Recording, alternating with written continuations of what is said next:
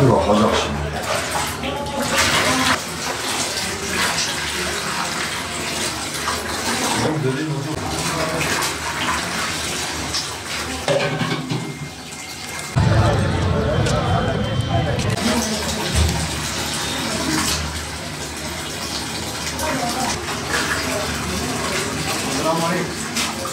Selam abi.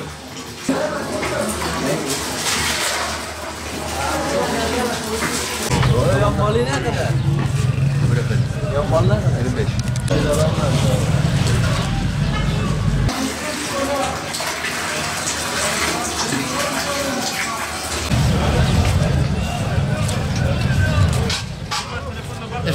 Yine geldik Haşmiye'ye. Meyan şerbeti. Ofiste buğda biter. Bende meyan şerbeti bitmez.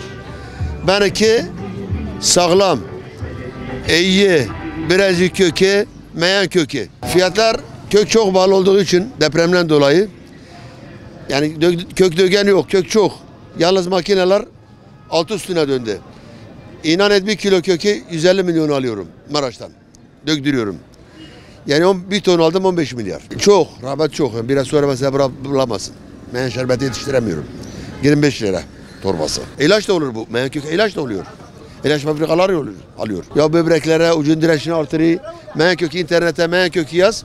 Faydalarını yaz, bak neler çıkıyor karşına. Burada Ramazan aylarının vazgeçilmez içeceği meyan şerbeti üretimini yapıyoruz. Sofraların vazgeçilmez kolası olarak bilinen, özellikle Ramazan aylarında çok tüketilen meyan şerbetini üretiyoruz. Ortalama burada hijyen şekilde meyan kökünü yapıp burada vatandaşlarıma sunuyoruz. Ortalama günde 3000-3500 litre imalat yerinde sadece Haşmiye Meydanı satışımız. Burası sadece satış yeri 3000-3500 litre burada satış yapıyoruz.